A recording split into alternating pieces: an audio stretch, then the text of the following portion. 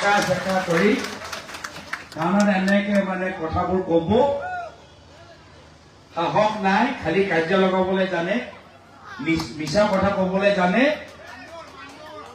আজি এইবোৰ চব কথা নকব।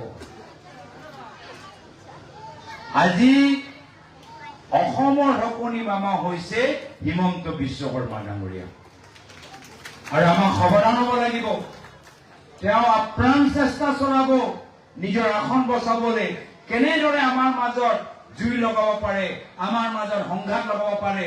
কিন্তু আমাক পহৰা দিব লাগিব যে আমি কেতিয়াও আমি ধৰ্মৰ নামত, ভাষা নামত, সংস্কৃতি নামত, উজনি নামত, নামনি নামত আমি নিজৰ মাজত সংঘাত হবলৈ নিদিওঁ। অসমৰ ভিতৰত বহুত কষ্ট কৰি আমি শান্তি আনিবলৈ সক্ষম হৈছো। আমি সকলোৰে মামাৰ সপোন আমি বাস্তৱ হবলৈ নিদিওঁ। অহা বছৰ বিধানসভা নিৰ্বাচন হব, এইবাৰ যুঁজ এখন হব। ৰাইজ জাগিছে, ৰাইজ বুজিছে। আমি যুঁজিম, আমি জিকিম, সকলোৱে মামাক বিদায় দিম আৰু কংগ্ৰেছৰ নেতৃত্বত চৰকাৰ গঠন কৰিম। কিন্তু সেয়া হব 7 মাহ পিছৰ কথা। এতিয়া পাতিছো বিটিয়া নিৰ্বাচনৰ কথা, আৰু সেইকাৰণে আপোনালোকক অনুৰোধ জনাইছো যে বিটিয়াৰ অঞ্চলত যেতিয়া নিৰ্বাচনৰ বাবে ভোটটো দিব, মাত্ৰ নিজৰ MCLA কথাটো চিন্তা কৰিলে নহব, মাত্ৰ নিজৰ MCLA চিন্তা কৰিলে নহব। আজি অসমত কি হৈ আছে, আৰু আজিৰ পৰা 7 মাহ পিছত যে আমি সকলোৱে ওলাই আহি কংগ্ৰেছক ভোট দিব লাগে, সেই প্ৰচেষ্টা এই বিটিয়া নিৰ্বাচনৰ পৰা আৰম্ভ কৰিব লাগিব।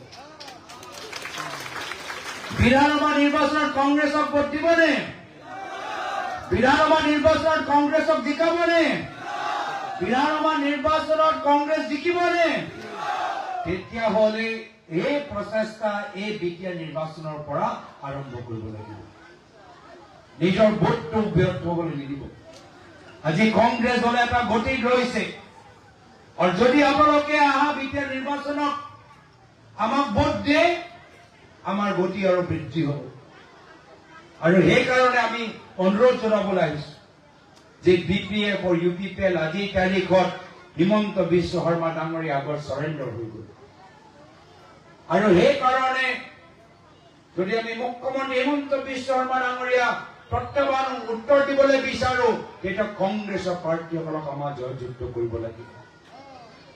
সেইকাৰণে মই বিশেষ দীঘলীয়া আপোনালোকৰ মাজত নকৰো। বহুত দেৰি আপোনালোকৰ আমাৰ কথাখিনি শুনি আছে।